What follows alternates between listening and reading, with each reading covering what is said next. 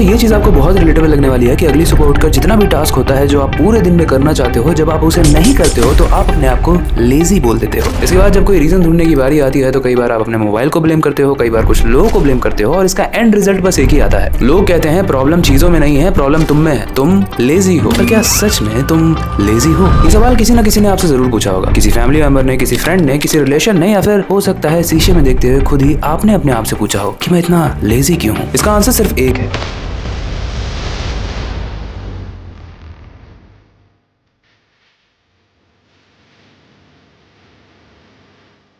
वो है over stimulation of brain.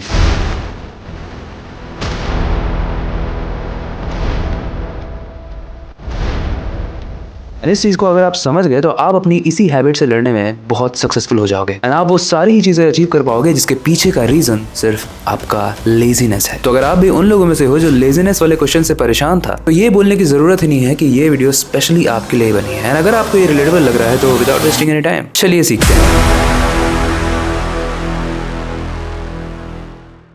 देखो, इसमें कोई डाउट, संदेह या फिर क्वेश्चन तो है ही नहीं कि वीडियो बहुत ज्यादा इंटरेस्टिंग होने वाली है, लेकिन इसको और ज्यादा इंटरेस्टिंग बनाने के लिए इसको हम 3 चैप्टर्स में डिवाइड करते हैं। सबसे पहले चैप्टर में हम समझते हैं द ओवर स्टिमुलेटेड ब्रेन। देखो, आज हम जिस दुनिया में जी रहे हैं वो इंसानी दिमाग के लिए कभी डिजाइन ही नहीं हुई थी। हमारे दिमाग का नेचुरल सिस्टम पता है क्या है? वो काम करेगा, फिर रेस्ट करेगा, फिर उठेगा, फिर से काम करेगा और फिर रेस्ट करेगा। बस इतना ही सिस्टम है हमारे दिमाग का। लेकिन आज का सिस्टम ये है कि दिमाग को रेस्ट देने ही नहीं देता। आज का एनवायरनमेंट एकदम डिफरेंट है। सुबह उठते ही सबसे पहले आप क्या करते हो? अपने फोन को उठाते हो, नोटिफिकेशंस को देखते हो, व्हाट्सएप मैसेजेस को देखते हो और कब इंस्टाग्राम की रील्स को स्क्रॉल करने लगते हो आपको पता ही नहीं चलता। इसके बाद अगर एक इनपुट खत्म हो जाता है तो आपके पास दूसरा इनपुट आता है। और ये मैं ऐसे ही नहीं कह रहा हूँ, हार्वर्ड मेडिकल स्कूल ने इस पर स्टडी भी की थी। उन्होंने बताया कि एक एवरेज एडल्ट यानी आप दिन भर में फोन को 96 टाइम चेक करता है, मतलब लगभग हर 10 से 12 मिनट में एक बार।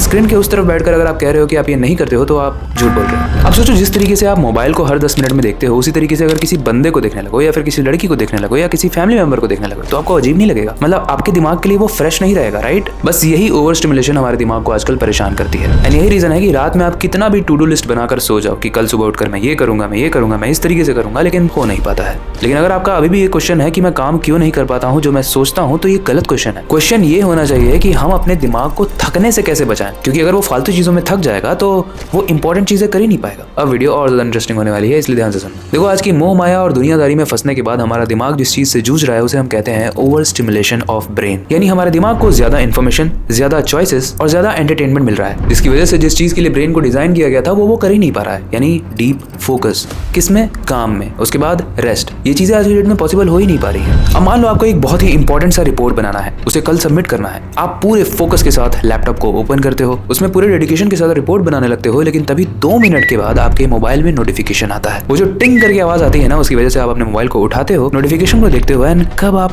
बाकी की चीजों में इन्वॉल्व हो जाते हो, रील देखना, फेसबुक देखना, यूट्यूब देखना, आपको पता ही नहीं चलता है। एंड ऐसे करते करते 30 मिनट फिर 1 घंटा निकल जाता है। इसके बाद ये चीज बहुत रिलेटेबल लगने वाली होगी, आपके साथ ये होता भी होगा। जब आप टाइम वेस्ट करने के बाद वापस से उस काम में जाते हो ना जो इंपॉर्टेंट था आपके लिए, तो इस बार वो टास्क आपको बहुत हैवी लगने लगता है। उसका रीजन सिंपल है, आपका फोकस ऑलरेडी टूट चुका है। एंड यही वो मोमेंट होता है जिस पर आप या सामने वाला आपको बोल देता है तुम लेजी हो, काम कर ही नहीं पा रहे हो। लेकिन यहाँ पर कड़वी और सच्ची चीज ये है कि आपका दिमाग लेजी नहीं है, आपका दिमाग बस ओवरलोडेड है। देखो, जब आप अपना प्रोजेक्ट बना रहे हो या फिर होमवर्क कर रहे हो और उसके साथ मोबाइल को यूज करते हो, तो इसको ऊपर से अगर देखा जाए तो आप मल्टीटास्किंग कर रहे हो, राइट? एंड स्टैनफोर्ड यूनिवर्सिटी की एक रिसर्च बहुत ही इंटरेस्टिंग चीज बताती है, बिल्कुल तुम्हारी तरह। मैंने तुम्हें इंटरेस्टिंग बोला। ये रिपोर्ट कहती है कि जो लोग मल्टीटास्किंग करते हैं उनका फोकस और उनकी मेमोरी दोनों ही वीक हो जाती है। मतलब जितना ज्यादा हम दिमाग को इधर उधर खींचते हैं उतना ज्यादा हमारा दिमाग कम काम कर पाता है, उसकी क्षमता कम होती जाती है। इसलिए जब भी आप ये कहते हो ना कि यार पता नहीं क्यों आजकल फोकस नहीं हो पा रहा है, उसका रीजन सिर्फ एक ही है,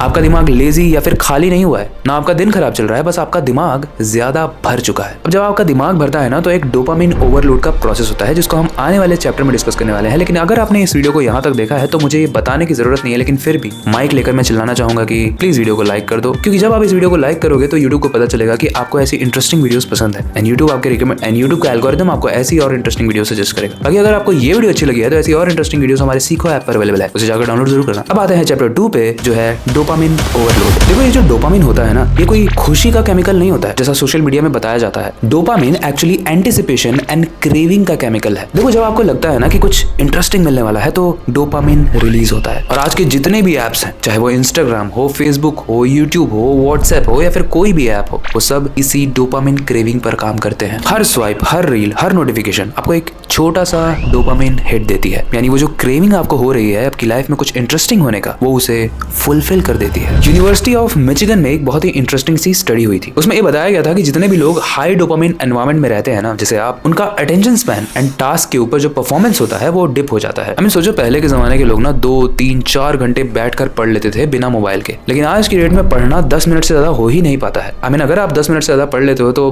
hats off to you, but maximum लोगों की बात कर रहा हूँ। और आयरनी तो ये है कि स्टूडेंट्स आज जितने भी कोर्सेज हैं सब मोबाइल में ही देखकर पढ़ते हैं। एंड ऐसे तो डिस्ट्रैक्शन और आसान हो गया है, क्योंकि कब ऐप स्विच करके आप इंस्टाग्राम स्क्रॉल करने लगोगे या फिर दूसरे फालतू के ऐप्स, आपको पता भी नहीं चलेगा। मतलब जो मशीन आपके लिए सबसे बड़ी डिस्ट्रैक्शन है वही आज की डेट में पढ़ाई भी है, और ऐसी चीजें कभी बैलेंस तो हो नहीं पाएंगी। अच्छा, इसके अलावा ना माइक्रोसॉफ्ट ने 2023 में एक इंपॉर्टेंट सी स्टडी की थी। उसमें बताया गया था कि इंसान का जो अटेंशन स्पैन है ना, वो 8 सेकंड से भी कम हो गया है। मतलब अगर मैं आपको बोलूं कि दीवार को आप देखो तो आप 8 सेकंड से ज्यादा नहीं देख पाओगे। और पता है गोल्ड फिश, एक छोटी सी जो मछली होती है, उसका अटेंशन स्पैन भी 8 सेकंड से ऊपर होता है। और पता है अटेंशन स्पैन जब इतना ज्यादा कम हो जाता है ना, तो हमारा दिमाग एक सबसे खतरनाक चीज करता है, जो इस पूरे प्रोसेस का सबसे रिस्पॉन्सिबल चीज है, और वो है अवॉइडेंस। मतलब अगर आपका अटेंशन स्पैन बहुत कम हो चुका है ना, किसी वीडियो को देखने के लिए, किसी पढ़ाई को करने के लिए, कुछ लोगों से बातें करने के लिए, लोगों से मिलने के लिए, कहीं भी आपको अटेंशन स्पैन की जरूरत है, एंड अगर वो चीज आपकी कम हो चुकी है तो आपका दिमाग उस चीज को अवॉइड करेगा। आपका मन करेगा कि मैं जल्दी से यहाँ से भाग जाऊं, मैं जल्दी से यहाँ से उठ जाऊं, मैं जल्दी से बस इस कॉन्वर्सेशन को एंड करूं, एंड ये चीज आपकी लाइफ को डिस्ट्रॉय कर देगी। उसके अलावा एक और इंटरेस्टिंग टर्म है जिसे आपको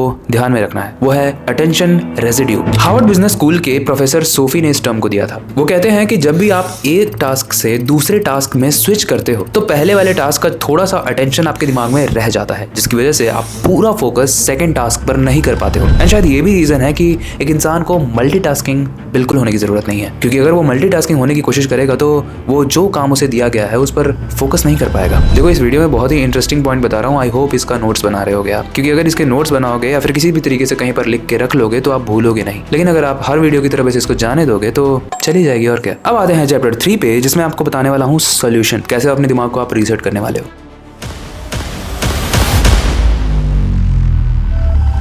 देखो ये वाला पार्ट पूरी वीडियो का सबसे इंटरेस्टिंग पार्ट होने वाला है एंड सबसे इंपॉर्टेंट पार्ट भी होने वाला है। लेकिन इससे पहले मैं आपसे एक सवाल पूछना चाहता हूँ, क्योंकि इस चैप्टर में आपको एक सवाल का आंसर मिलेगा, और सवाल ये है कि अगर आपका दिमाग ओवर स्टिमुलेटेड है, ओवरलोडेड है, लेजी है, तो इसका सोल्यूशन क्या है भाई। देखो सवाल मैंने पूछा है तो जवाब भी मैं ही दूंगा। वेट, इसका आंसर वैसे तो बहुत सिंपल है लेकिन ईजी नहीं है, और इसका आंसर है स्टिम्युलेशन को कम करना। इसका सबसे पहला प्रैक्टिकल स्टेप है इनपुट कंट्रोल। देखो आज की डेट में ये तो मानना पड़ेगा कि आप डिसाइड नहीं करते हो कि आप क्या कंज्यूम करने वाले हो, वो ऐप डिसाइड करता है जिस ऐप को आप ओपन करते हो कि आप क्या कंज्यूम करोगे। इसलिए जो दिन की शुरुआत होती है, जो सबसे ज्यादा इंपॉर्टेंट होती है, उसको फोन से मत करो, वरना वो आपको बताने लगेगा कि आपको क्या करना है और क्या नहीं, एंड जो वो बताएगा कि करना है वो टाइम वेस्ट ही होगा। एंड ये मैं ऐसे ही नहीं कह रहा हूँ, एक रिसर्च के मुताबिक जो लोग उठने के बाद फोन को चेक करते हैं उनका फोकस पहले ही 20-30% से डाउन हो जाता है। तो सबसे पहली गलती तो यही कर दी आपने। इसीलिए इसको फिक्स करने के लिए जो मैं करता हूँ वही आपको सजेस्ट करूंगा, और वो है उठने के बाद एटलीस्ट 60 मिनट तक फोन को दूर रखो, पड़ोसी के घर में रख के आ जाओ।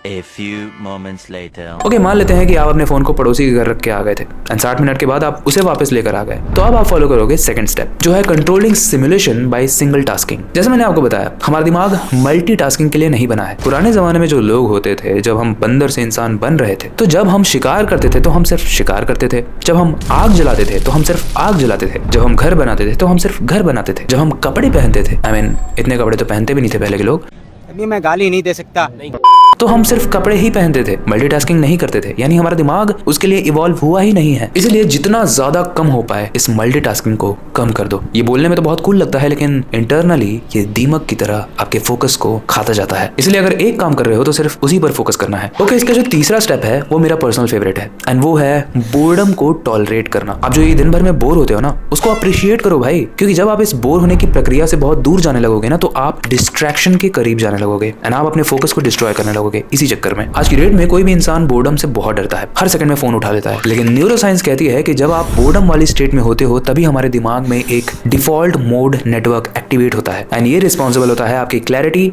और क्रिएटिविटी के लिए। अब अगर आपको ये नहीं चाहिए तो भाई बोर मत हो एंड फोन उठाते रहो। इसलिए पता है पूरे दिन में ना बहुत सारा ऐसा टाइम होता है जब आप बोर हो सकते हो एंड होते भी होगे, तो अकेले बस बैठ जाओ, रिफ्लेक्ट करो क्या किया क्या नहीं किया, क्या करना है क्या नहीं करना है। इसके बाद आते हैं सबसे इंपॉर्टेंट चौथे पॉइंट पे, जो है डोपामिन को डिले करना है। इस स्टेप में ऐसी ज्यादा चीजें नहीं चूज करनी है जो आपको बहुत अच्छा लगा है या फिर रिवॉर्डेड फील कराए, लेकिन बहुत ज्यादा इंपॉर्टेंट टास्क जब आप करते हो तब आप कुछ ब्रेक या फिर खुद को कुछ गिफ्ट देकर खुश कर सकते हो। फॉर एग्जाम्पल, अगर आपने डिसाइड किया है कि आप 1 घंटे पढ़ाई करोगे, तो जब आप 1 घंटे पढ़ाई कर लोगे तो 5 मिनट या 10 मिनट्स का ब्रेक ले सकते हो, लेकिन वो सिर्फ उतना ही होना चाहिए, उसे स्ट्रेच नहीं होना चाहिए एंड उस 5 से 10 मिनट में आप जो करना चाहते हो वो कर सकते हो। आई मीन सब कुछ नहीं, कुछ अच्छा, कुछ इंटरेस्टिंग। इसके बाद 5th स्टेप है स्लीप रूटीन। देखो पूरी दुनिया ना प्रोडक्टिविटी के हैक्स ढूंढने में लगी हुई है, लेकिन सच तो ये है कि जब आप कम सोते हो तो आपकी प्रोडक्टिविटी 40% से ऑटोमेटिकली गिर जाती है एंड ये चीज बहुत रिलेटेबल भी लग रही होगी आपको। जिस दिन भी आप बहुत कम सोते हो उस दिन आप टास्क पर ज्यादा फोकस नहीं कर पाते हो, इनफैक्ट आप चिड़चिड़े भी फील करते हो। रिलेटेबल लग रहा है क्या? और अगर रिलेटेबल लग रहा है इसका मतलब तुम बहुत कम सोते हो भाई, प्लीज सो मैं देख सकता हूँ नीचे के डार्क सर्कल्स। अगर सिंपल शब्दों में कहूँ तो इस वीडियो से पहले तक जितना आप अपने दिमाग को पुश करते थे और ब्लेम करते थे वो करना अब से बंद कर देना है। आपको बस एक चीज करनी है। देखो सिंपल है, जब आप अपने ब्रेन का स्टिमुलेशन कम करते हो तो आपको क्लैरिटी मिलती है और आपकी क्रिएटिविटी भी बूस्ट होती है, और ये चीज आई होप मैंने इस वीडियो में अच्छे से समझा दी है। अब फिर भी आते हैं रिवीजन पर, यानी कंक्लूजन पर। देखो इस वीडियो में मैंने आपको रियलिटी चेक दिया है, डराया नहीं है कि आपका दिमाग लेजी नहीं है, ओवरलोड हो चुका है एंड ये सच है। आप खुद ही सोचो ना, एक बर्तन में अगर आप बहुत सारी चीजें भर दोगे एंड उसके बाद आप चाहोगे कि मैं कुछ नया भर दूं, तो क्या आप भर पाओगे? नहीं भर पाओगे, राइट? उसी तरीके से आपका दिमाग हो चुका है, फालतू की चीजें भर चुकी है एंड उसको स्टेबलाइज करने के लिए, उसको क्लियर करने के लिए आपको मल्टीटास्किंग को स्टॉप करना है, आपको फोकस प्रैक्टिस करनी है, एक चीज को थोड़ी देर तक देखो, उसके बाद बोर्डम को एम्ब्रेस करना है, हाई डोपामिन टास्क से बचना है, हाई डोपामिन चीजों से बचना है एंड अगर आप ये चारों चीजें कर लोगे तो आपको मिलेगी वो 5वीं चीज जिसके लिए आप इस वीडियो में रुके हुए थे। आई मीन रुके हुए तो नहीं थे, पूरा वीडियो देख रहे थे, एंड वो है focus and clarity towards your work. इसके बाद शायद कोई भी अगर आपको कहेगा कि आप लेजी हो तो आप बस हंस के चले जाओगे इस तरीके से।